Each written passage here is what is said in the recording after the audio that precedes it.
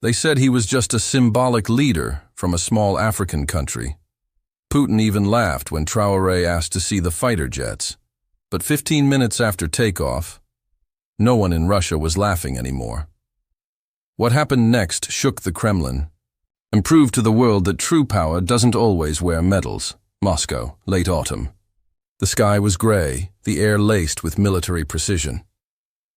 Burkina Faso's President Ibrahim Traoré stepped off his modest plane with quiet confidence. His visit to Russia was officially a diplomatic courtesy, but beneath the handshakes and ceremonial welcomes, he could feel it, the condescension. President Vladimir Putin greeted him with a smile that didn't reach his eyes. "Welcome, Comrade Traoré. We have some toys you might enjoy seeing." The Russian generals chuckled. A translator politely translated.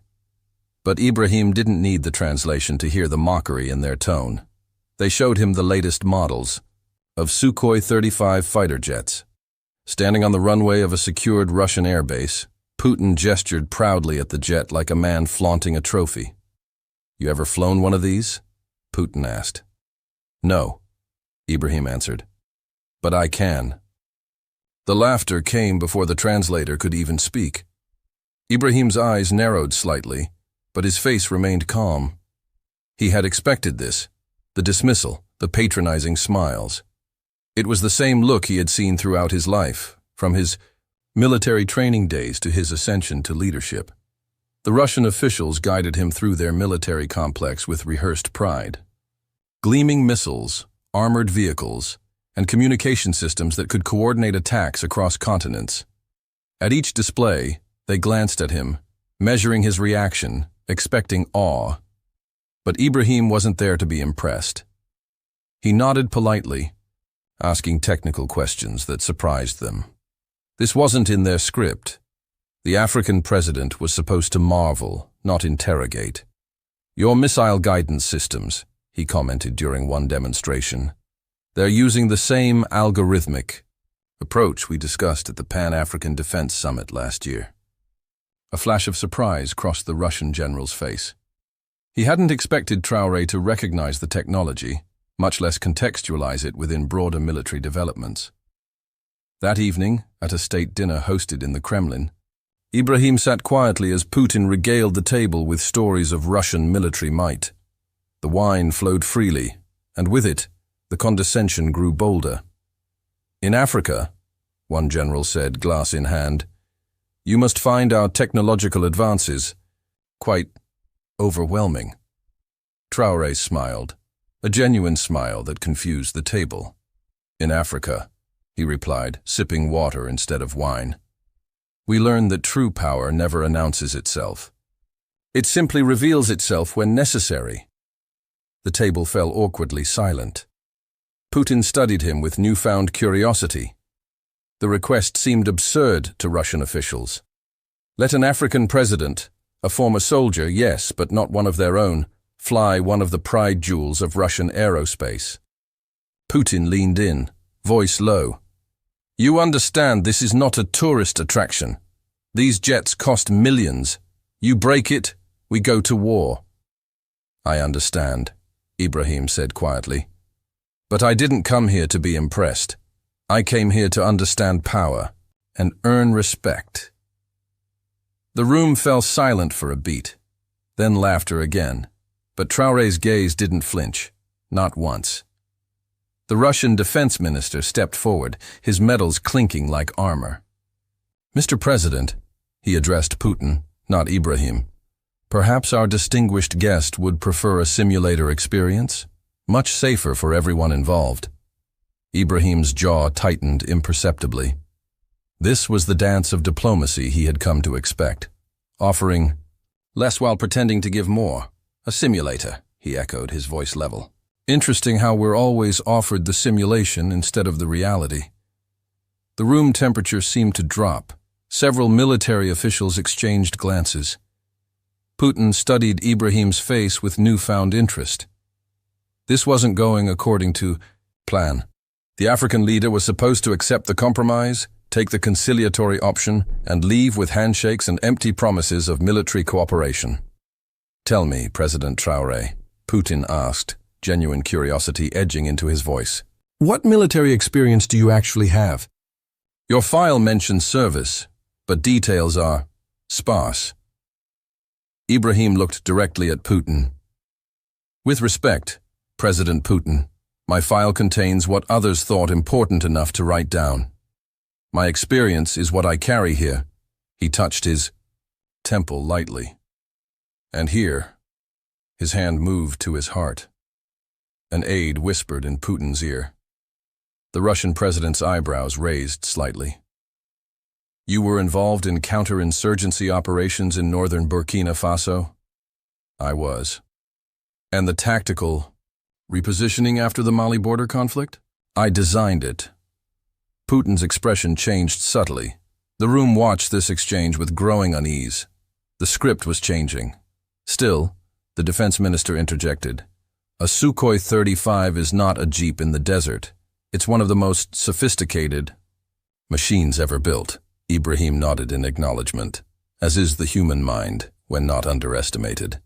The standoff continued for several more minutes. Arguments about protocols, insurance, international incident risks, all the diplomatic language of no without saying the word directly. Ibrahim listened to it all patiently. When the voices finally quieted, he spoke just one sentence. I did not come to Russia to be told what I cannot do.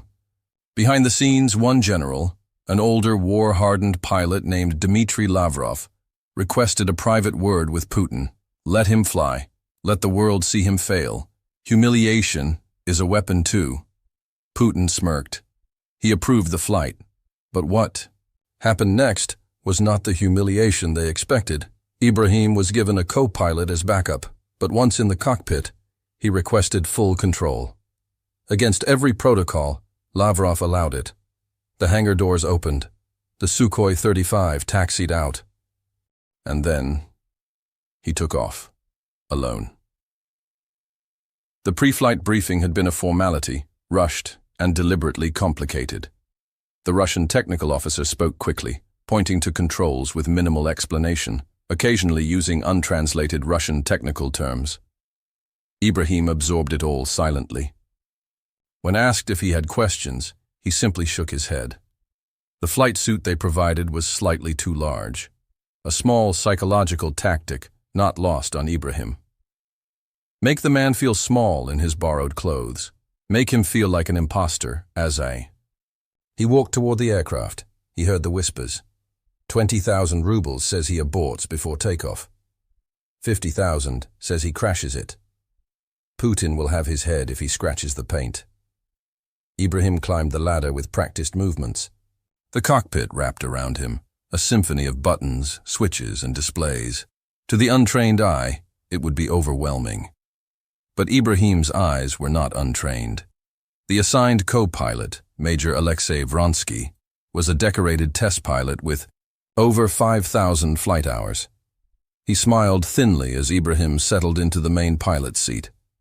Perhaps, Mr. President, I should handle takeoff and landing. You can enjoy the middle part. Ibrahim fastened his harness. That won't be necessary, Major. Vronsky's smile faltered. Sir, with respect, this isn't protocol. No, but neither is what's about to happen. Ibrahim's fingers moved across the startup sequence with surprising familiarity. You may observe, or you may exit. Your choice. The cockpit fell silent. Vronsky's jaw tightened, but professional curiosity won out. He stayed. Ground control's voice crackled through the communication system, speaking Russian first, then heavily accented English. Burkina 1, your flight path is restricted. Ceiling 10,000 meters. No urban overflight. Duration maximum 30 minutes. Ibrahim acknowledged the instructions. The engines hummed to life beneath him. The vibration was different from what he was used to. More refined, more power coiled like a spring. As he taxied toward the runway, Ibrahim noticed the small crowd that had gathered. Military officials, diplomatic staff, and at the center, Putin himself, arms crossed, expression unreadable. The control tower gave clearance. reluctant permission wrapped in technical jargon. Ibrahim pushed the throttle forward. The aircraft responded instantly, hungry for speed, for sky. In those seconds of acceleration, something changed in Ibrahim. The diplomatic masks, the careful words, the measured responses, all fell away. Here, in this moment of pure physics and will, there was only truth. The wheels left Russian soil, the Sukhoi climbed, and Ibrahim Traoré was finally free. Within seconds of being airborne, Ibrahim tilted the Sukhoi into a perfect vertical climb, stunning even the Russian pilots monitoring. From ground control. Who trained him? Was he lying about his flight hours? He's pulling G's like a combat pilot. This isn't possible.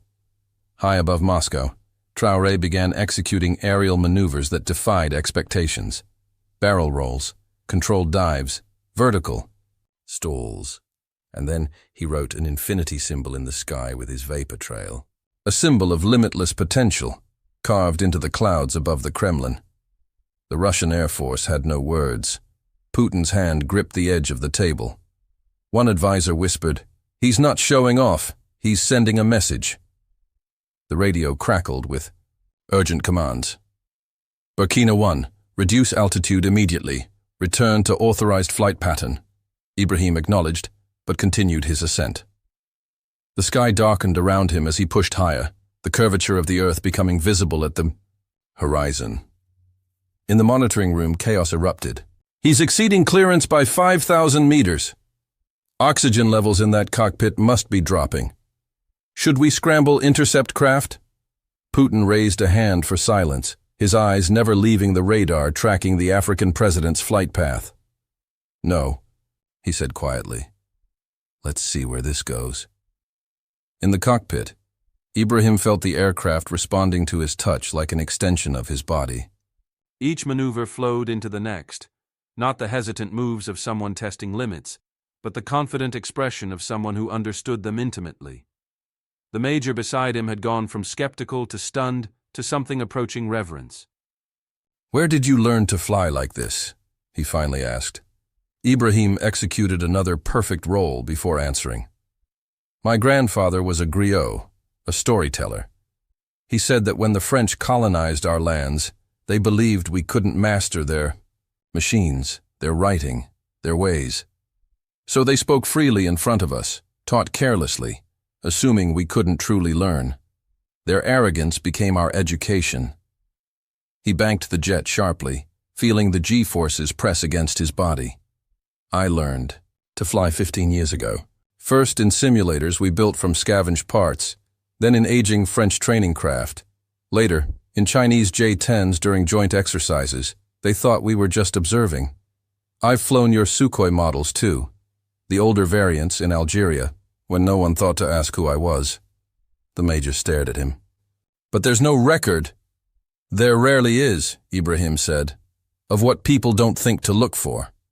Below them, Moscow spread like a circuit board, power and history etched in steel and stone.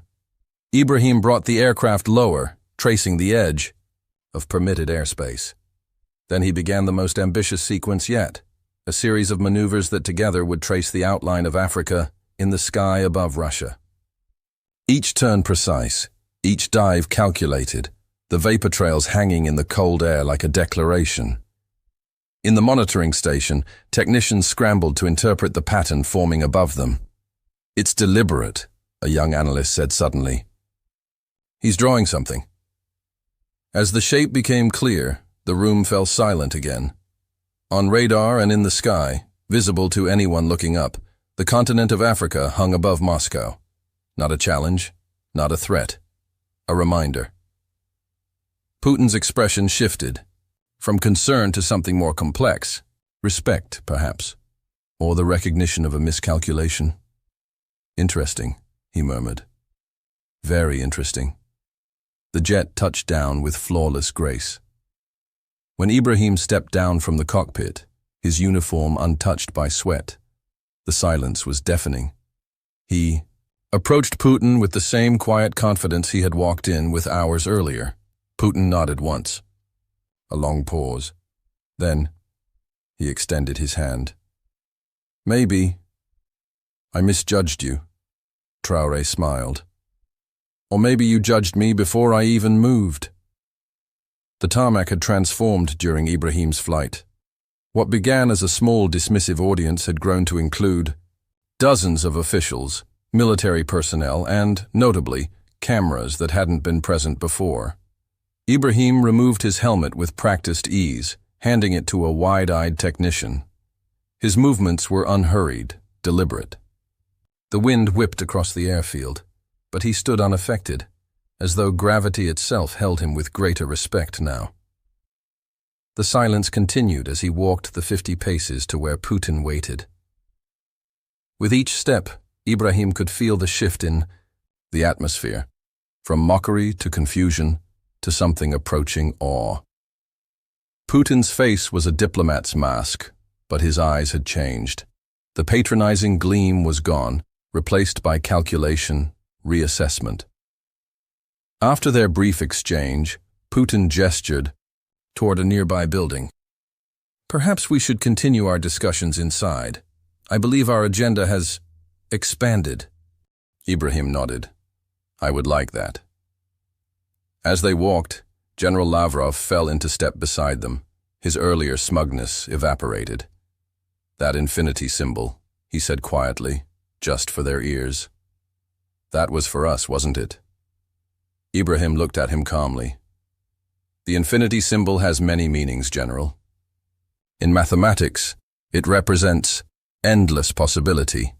In philosophy, the transcendence of limitations. In spirituality, the eternal cycle of death and rebirth. A pause. You may choose which meaning was intended. The general studied him with new eyes. And the outline of Africa? Ibrahim's answer was simple. A reminder that geography is not destiny, and borders do not contain potential. They entered a conference room that hadn't been on the original itinerary. This was a higher clearance space, where real negotiations happened, not the ceremonial meetings planned for visiting dignitaries from minor nations. Putin dismissed most of the entourage with a gesture. Only his closest advisors remained, along with Ibrahim's small security detail. Once seated, Putin got straight to the point. Those maneuvers, they're not standard training patterns, not even for our best pilots. No, Ibrahim agreed. They're not. Where did you develop them? Ibrahim's answer surprised everyone. In dreams, initially. When fuel and aircraft are limited, you learn to fly in your mind first. I spent 1,000 nights flying before I ever left the ground. One of Putin's advisors scoffed, but the Russian president silenced him with a look. Dreams become reality when given the chance, Putin said, sounding genuinely thoughtful. An interesting philosophy for a military man. I am a military man who wishes he didn't need to be, Ibrahim replied. But the world gives us the role it believes we deserve, not the one we desire. Putin leaned forward. And what role does Burkina Faso desire on the world stage, President Traoré? The question hung in the air. The first time since his arrival, that Ibrahim had been asked what he wanted, rather than told what he could have. Equality, he said simply. Not charity, not condescension, not colonial echoes wrapped in new language. True partnership based on mutual respect. Putin's eyes narrowed slightly. Respect is earned. Ibrahim held his gaze. I believe I just did. What had been scheduled as a perfunctory 30-minute diplomatic courtesy stretched into 3 hours, behind closed doors. Outside, speculation ran wild. Inside, the dynamic had fundamentally changed. Maps were spread across the table. Resource assessments, military analyses, economic projections. The conversation had transformed from diplomatic pleasantries to substantive negotiation. Your rare earth mineral reserves, Putin noted, pointing to a region in Burkina Faso. Our geological surveys suggest they're more extensive than previously documented. Ibrahim nodded. We've known this for some time. And yet, you haven't developed them.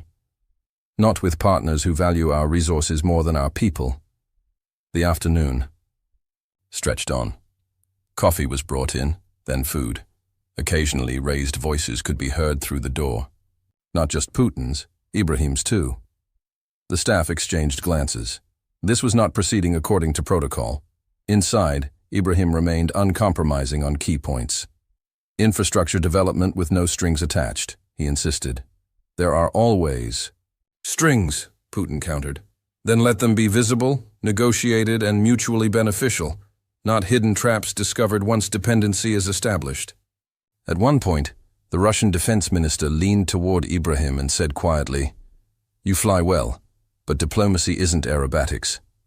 There are realities you must accept." Ibrahim's response was measured, but firm. "The reality I accept is this. Africa has been told for centuries what is and isn't possible. Today, I showed what happens when we question those limitations. As evening approached, a new agreement began taking shape. Military training programs, agricultural technology transfers, educational exchanges, infrastructure development with terms that raised eyebrows among Putin's advisors. These terms are unusually favorable, one whispered to Putin. The Russian president's response was pragmatic. Dignity is expensive. Pride is cheap. Today we pay for the first to avoid the cost of the second. When they finally emerged, both men looked tired but satisfied. The waiting press captured the moment. The handshake, longer this time, more genuine. Ibrahim spoke briefly to reporters. Today marks a new chapter in relations between our nations, one built on demonstrated capability, not presumed limitations. The Russian press secretary tried to regain control of the narrative, emphasizing Russia's generosity and leadership. But the story had already shifted beyond their grasp, because while the negotiations were important, they weren't what the world would remember. They would remember the African leader who was underestimated, who calmly proved his worth, and who transformed mockery into respect within the span of a single flight. The footage, because everything was recorded, leaked. Deliberately or not, no one knows. But what the world saw wasn't just an African president flying a Russian jet. They saw a symbol of underestimated strength rise and dominate on another nation's terms. Across Africa, Ibrahim Traoré became more than a president. He became a myth, a quiet storm who did not shout to be heard. International commentators debated how he learned to fly. Military analysts scrambled for answers. But to the people, to those who had ever been doubted, dismissed, or demeaned, it didn't matter. He flew. They mocked. He conquered. Justice soared. Within hours of the footage reaching the internet, it had been viewed millions of times. News organizations scrambled to verify its authenticity. Experts were called in to analyze the flight patterns, and diplomats issued carefully worded statements. But in the streets, from Bamako to Baltimore, from Ouagadougou to Oslo, the response was visceral and immediate. "Did you see what he did?" They laughed at him, and then, that's how you answer disrespect. In university lecture halls, political scientists dissected the geopolitical implications. In military academies, tacticians analyzed the flight patterns for hidden meanings. In diplomatic circles, ambassadors reassessed their approach to African nations. Ibrahim returned to Burkina Faso the following day. The reception at home was unlike anything he had experienced before. Thousands lined the streets from the airport to the capital, many holding hand-drawn pictures of jets, or simply the infinity symbol that had now become associated with him. A young girl broke through the security cordon, running up to Ibrahim, with a paper airplane in her hand. "Teach me to fly too," she said, offering him her creation. Ibrahim knelt down, taking the paper craft with the same seriousness he would give a state document. "The first step," he told her, loud enough for those nearby to hear, "is to never believe those who say you cannot." The moment was captured by dozens of cameras. By nightfall, it had become as viral as the jet footage itself. In corporate headquarters, Across Europe, America, and Asia, emergency meetings were called. The calculus of African engagement was suddenly shifting. We need to reassess our approach to the Burkina Faso negotiations, a mining executive told his board in London. The terms they rejected last month, we should reconsider them. In Beijing, diplomatic strategists reviewed their African initiatives with new urgency. President Traoré will be receiving offers from everywhere now, one analyst noted. Our previous assumptions about negotiating leverage may no longer apply. Even the IMF and World Bank found themselves in unusual territory. Loan conditions that had been standard practice for decades were now being questioned not just by activists, but by mainstream economists. The optics have changed, a senior director admitted in a closed session. We need to recognize that the traditional dynamics are evolving. What made these reactions so significant wasn't just their breadth, but their origin. Ibrahim hadn't demanded these reconsiderations. He hadn't issued threats or ultimatums. He had simply demonstrated capability in a way that could not be denied or diminished. And in doing so, he had activated a powerful force in international relations, respect born of reassessment. Perhaps the most profound impact occurred in classrooms across Africa. In a school in Senegal, a teacher scrapped her planned history lesson to show her students the footage. Today, she told them, we're witnessing history, not just studying it. In Ghana, a physics professor used Ibrahim's flight to explain principles of aerodynamics, concluding with words that went beyond science. The limitations others place on you are fictional. The ones you accept are real. In South Africa, a debate tournament changed its motion to, "This House believes the Traoré effect will fundamentally alter African diplomatic leverage." Young people particularly embraced the symbolism. Social media, filled with variations of the infinity symbol, often accompanied by phrases like "watch me fly" or simply "Burkina infinity." When interviewed by CNN 2 weeks after the Moscow visit, Ibrahim was asked about becoming a symbol of African potential. His answer was characteristically measured. Symbols are important. They can inspire. But what matters more is what follows, the inspiration. Will we convert this moment into lasting change? That's the real test. The interviewer pressed him. But surely you must feel some personal satisfaction. They underestimated you, and you proved them wrong in spectacular fashion. Ibrahim thought for a moment before responding. Personal satisfaction is fleeting. What lasts is institutional respect. That's what I'm working toward. Not for myself, but for my nation and my continent. 6 months later, Vladimir Putin made an unprecedented state visit to Burkina Faso, the first by any Russian head of state. The streets of Ouagadougou were swept clean, buildings freshly painted. Security was elaborate but unobtrusive. At the welcoming ceremony, Putin reviewed Burkina Faso's military honor guard with Ibrahim at his side.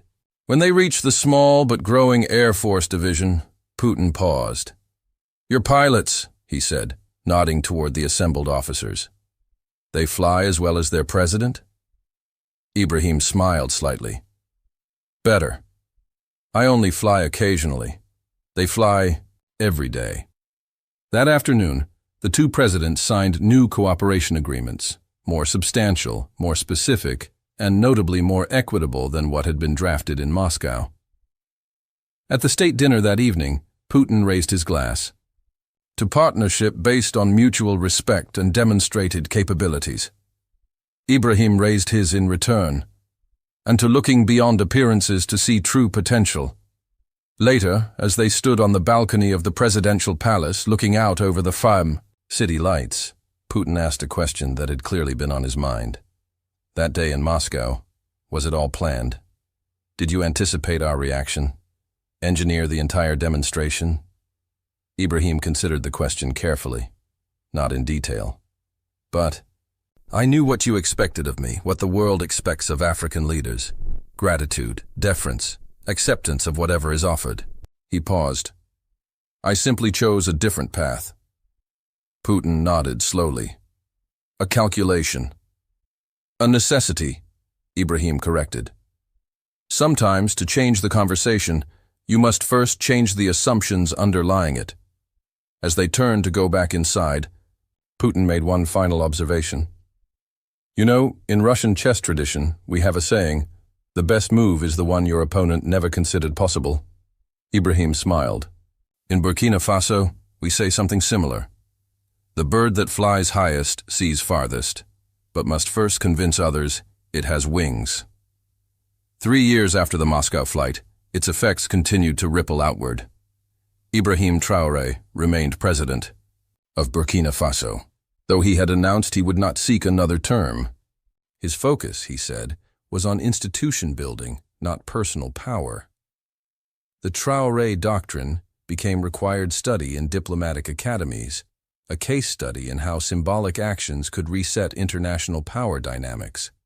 New infrastructure rose across Burkina Faso, schools, hospitals, roads, funded by international partnerships negotiated on more favorable terms than had ever seemed possible before. More significantly, a generation of young Africans had embraced Ibrahim's quiet confidence. Applications to engineering programs surged. Aviation clubs formed in villages that barely had electricity. Young entrepreneurs pitched investors with unprecedented boldness. On the 5th anniversary of what had become known simply as the flight, Ibrahim gave a rare international address at the United Nations. He didn't mention jets or Russia or his own role in changing perceptions. Instead, he spoke about potential, human potential, African potential, global potential, and the artificial barriers that constrain it. The greatest violence we can commit, he told the assembled world leaders, is to convince another human, being that their dreams have predetermined limits based on where they were born, the color of their skin, or the assumptions made about their capabilities. As he concluded his speech, he offered a challenge disguised as an invitation. I stand before you not as an exception, but as an example, not of what one man can achieve, but of what becomes possible when we refuse to accept the limitations others place upon us. The question now is not what I did yesterday, but what we all might accomplish tomorrow. The ovation lasted 7 minutes. But more telling was what happened afterward. Leaders from nations large and small lined up, not just to shake his hand, but to schedule substantive meetings. No one was laughing anymore. Everyone was listening. True power isn't in the weapons you hold, it's in the courage to face doubt and the silence you create when you prove them wrong. The legacy of Ibrahim Traoré's flight wasn't really about aerobatics or international diplomacy. It was about the moment when someone stands tall in the face of diminishment and says, through actions rather than words, I am more than your perception of me. I am more than my history allows. I am more than the limitations you imagine for me. Perhaps that's why the story resonated so deeply, far beyond politics or geopolitical strategy. Because in every classroom, boardroom, and household, people know what it feels like to be underestimated, and they know the quiet power of proving those estimates wrong. Ibrahim never spoke publicly about the details of that day in Moscow, never bragged about outmaneuvering Russian expectations or outsmarting diplomatic protocols. When asked directly in interviews, he would simply say, it was just a flight. The rest is what people needed it to be. But the infinity symbol he traced, in the Russian sky, became something more than a flight pattern. It appeared on school notebooks, on business cards, as tattoos and graffiti and corporate logos. Not because it represented one man's achievement, but because it captured an eternal truth. Potential, once unleashed, has no limits. Respect, once earned, changes everything. And sometimes, the quietest statement speaks the loudest of all. 10 years after the flight, a young woman from a small village outside Ouagadougou became the first Burkinabe astronaut, joining an international mission to the International Space Station. As she climbed into the launch vehicle, a reporter called out a final question. What inspired you to reach for the stars? She smiled, touching the small infinity pin on her flight suit. A president who showed us that the sky is not a limit, It's just the beginning. As the rockets ignited and she soared upward, Ibrahim Traoré, now retired from politics and teaching mathematics to children, watched the launch from a small television in his modest home. A student asked him, "Are you proud, Professor, that your flight led to this?" Ibrahim shook his head slowly. "No," he said quietly. "I'm grateful, because this was always possible. All I did was refuse to accept that it wasn't." The rocket disappeared into the blue, carrying with it not just a person, but a principle. True power doesn't announce itself with threats or boasts. It demonstrates itself through action. And once demonstrated, it can never be unseen.